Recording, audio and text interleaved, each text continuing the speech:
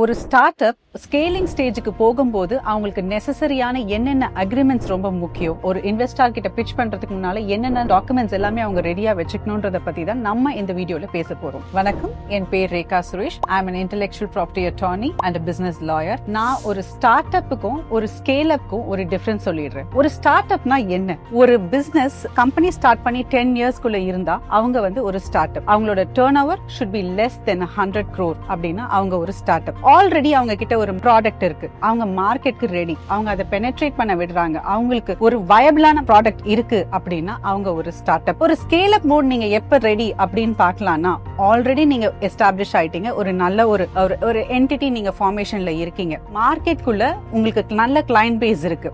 So இப்போ நீங்க அதை எக்ஸ்பேண்ட் பண்ணணும் அப்படின்னு நினைக்கிறீங்க, வேற கண்ட்ரீஸ்க்கோ இல்ல வேற ஒரு செயின் ஆஃப் ப்ராடக்ட்ஸ் நீங்க பண்ணணும்னு நினைக்கிறீங்கன்னா then you are in the scale up mode. So இப்போ ஒரு குவிக் அனலாகி, நீங்க ஒரு ஸ்டார்ட் அப்பா ஸ்கேல் அப்பா அப்படின்றதுக்கு, இப்போ ஒரு டிஷ் இருக்கு, ஒரு ரெசிபி இருக்கு, இப்பதான் ரெஸ்டாரண்ட் குள்ள நம்ம ட்ரை பண்றோம் அப்படின்னா அவங்க ஒரு ஸ்டார்ட் அப். வேறஸ் அந்த ரெசிபியை ஒரு செயின் ஆஃப் ரெஸ்டாரண்ட்ஸ்க்கு அவங்க ட்ரை பண்றாங்க அப்படின்னா it is a scale up. இப்போ நீங்க ஸ்கேல் அப் மோடுக்கு போறீங்க அப்படின்னா உங்ககிட்ட இருக்கக்கூடிய பேசிக் அக்ரிமெண்ட்ஸ் என்னென்னலாம் அப்படின்னு பார்த்துடலாம். First, founders agreement. சோ இந்த ஃபவுண்டர்ஸ் அக்ரிமெண்ட்ல என்னென்ன கண்டென்ட்ஸ் எல்லாம் இருக்கும், என்னென்ன முக்கியமான விஷயங்கள் நீங்க பார்க்கக்கூடியது. ஃபவுண்டர்ஸ் அக்ரிமெண்ட்ன்றது ஒரு பேசிக் உங்களோட பிசினஸ் ஜர்னியோட ஒரு ரூல் புக் மாதிரி. இதுல ஃபர்ஸ்ட் ரூல்ஸ் அண்ட் ரெஸ்பான்சிபிலிட்டிஸ் இருக்கும், போர்ட் மெம்பர்ஸ் என்னன்றது இருக்கும், எப்படி ஷேர்ஸ் நீங்க ஸ்பிளிட் பண்ண போறீங்கன்னு இருக்கும். சோ இதுல டிசிஷன் மேக்கிங் அத்தாரிட்டிஸ் இதெல்லாம் இருக்கும். இது எல்லாமே ரொம்ப ரொம்ப இம்பார்ட்டன்ட். இப்போ ஃபவுண்டர்ஸ் அக்ரிமெண்ட்டை நீங்க பார்த்து கேர்ஃபுல்லா டிராஃப்ட் பண்ண வேண்டியது ரொம்ப முக்கியம். நெக்ஸ்ட் அக்ரிமெண்ட் என்னன்னா வெஸ்டிங் அக்ரிமெண்ட். இந்த வெஸ்டிங் அக்ரிமெண்ட்ஸ் யூசுவலி யாருக்குள்ள இருக்கும் அப்படின்னு பாத்தீங்கன்னா founders, co founders and employees. அதாவது இப்போ இந்த வெஸ்டிங் பீரியட் அப்படின்றது பாத்தீங்கன்னா usually founders and co founders don't own shares in the very first year. இப்போ அவங்களுக்குள்ள பாத்தீங்கன்னா ஒரு 1 year கிளிஃப் பீரியட் அப்படின்னு இருக்கும். அதாவது அந்த 1 yearக்குள்ள அவங்க ஷேர்ஸ் எதுவும் ஓன் பண்ண மாட்டாங்க. whereas they stay committed during the period, cliff period, and after 1 year அதுக்கு அப்புறம் தான் அவங்களோட ஷேர்ஸ் அவங்களுக்கு gradually either on a monthly basis or on a quarterly or on an annual mode அவங்களுக்குள்ள அந்த ஷேர்ஸ் அவங்க எடுத்துப்பாங்க. so this is the vesting agreement. இந்த vesting schedule or vesting agreement என்றது it can also be revesting agreements அப்படின்றதுமே அதுக்குள்ள அவங்க ஒரு clause add பண்ணுவாங்க. next நாம பார்க்கக்கூடியது term sheet. term sheetன்றது is not an agreement and it is not a binding document. அது என்னன்னா it is a document which helps you to draft before an agreement. so term sheetல நிறைய முக்கியமான points எல்லாமே cover பண்ணுவாங்க. about voting rights, about valuation, anti dilution clauses, இது எல்லாமே நிறைய points அதுல பார்க்க வேண்டியது இருக்கு. so இத பத்தி எல்லாமே மத்த வீடியோஸ்ல கவர் பண்ணிருக்கு, அத ரெஃபரன்ஸ் எடுத்துக்கலாம்.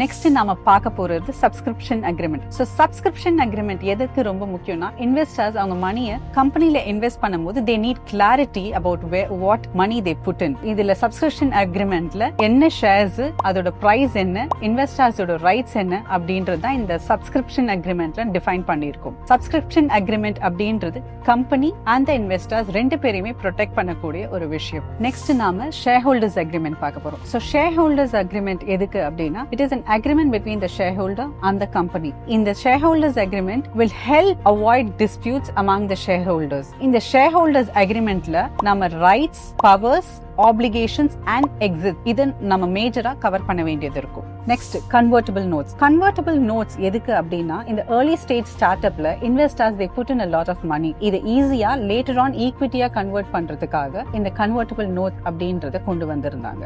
நெக்ஸ்ட் நம்ம பார்க்க போறது terms of services and privacy policy. இப்போ terms of services and privacy policy பாத்தீங்கன்னா it's a mandatory for all the businesses, especially SaaS running businesses should have terms of services and privacy policy. But terms of services அப்படின்னு பாத்தீங்கன்னா it is an agreement between you and the customer. so இதுல உங்களோட பிசினஸ்க்குள்ள அவங்க enter ஆகும்போது அவங்களுக்கு என்னென்ன terms and conditions, என்னென்ன penalties, என்னென்ன payment terms, இது எல்லாமே இருக்கக்கூடியது தான் terms of services. whereas privacy policy அப்படின்றது பாத்தீங்கன்னா நீங்க கஸ்டமர்ஸோட டேட்டாவை ஹேண்டில் பண்ணும்போது அதுக்குரிய privacy policies, அதுக்குரிய protections அந்த கஸ்டமர்ஸ்க்கு நம்ம கொடுக்கிறது தான் privacy policies. whereas in the terms of services and privacy policy will keep changing according to the country. இது அந்தந்த கண்ட்ரியோட லாஸ்க்கு என்ன அப்படின்றத அபாய்ட் பண்ணி தான் உங்களோட terms of services and privacy policy இருக்கணும். இப்ப நீங்க ஒரு கம்பெனி ஃபார்மேஷன்ல இருக்கீங்க, இல்ல நீங்க ஒரு பிசினஸ் ரன் பண்றீங்க அப்படின்னா உங்ககிட்ட நிறைய எம்ப்ளாயீஸ் ஒர்க் பண்ணுவாங்க. சோ அப்படி இருக்கும்போது உங்க எம்ப்ளாயீஸ்குள்ளயும் உங்க கம்பெனிக்குள்ளயும் எந்த ஒரு ப்ராப்ளம் வரக்கூடாது அப்படின்னா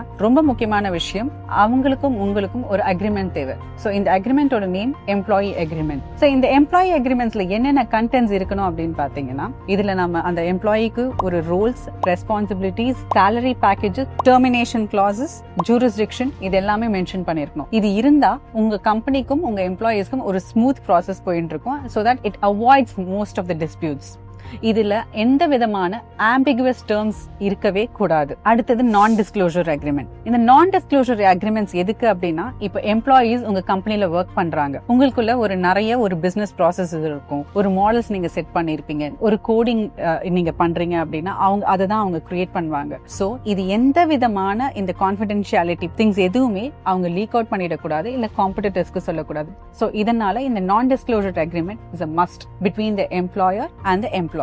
Next, most of the startups பாத்தீங்கன்னா அவங்க full time employee ஹையர் பண்ணாம sometimes consultants and freelancers கூட வச்சிருப்பாங்க. நிறைய பேருக்கு ஒரு question இருக்கும், இப்ப கன்சல்டன்ஸ் அண்ட் ஃப்ரீலான்சர்ஸ்க்கும் நம்ம அக்ரிமெண்ட் போடணுமா, அவங்க பார்ட் ஆஃப் த கம்பெனி இல்லையே அப்படின்ற ஒரு யோசனை இருக்கும். சோ இந்த டைம்ல நீங்க யோசிக்க கம்பல்சரி நீங்க போட்டுதான் ஆகணும். வை அப்படின்னு பாத்தீங்கன்னா, so they are also a part of the company. அதனால தோ அவங்க ஃபுல் டைம் எம்ப்ளாயியா இல்லனா கூட நீங்க அவங்க கிட்ட கன்சல்டன்ட் அக்ரிமெண்ட் அப்படின்றத நீங்க போட்டுக்கலாம். இதுல பாத்தீங்கன்னா எம்ப்ளாயீஸ் அக்ரிமெண்ட்ல நம்ம என்னென்ன டேர்ம்ஸ் அண்ட் கண்டிஷன்ஸ் போட்டிருந்தோமோ அத்தனையுமே கன்சல்டன்ட் அக்ரிமெண்ட்ஸ்க்கு அப்ளிகபிள் ஆகும். நம்ம இப்ப பேசினது எல்லாமே agreements which is needed for the startups or any formation of a company.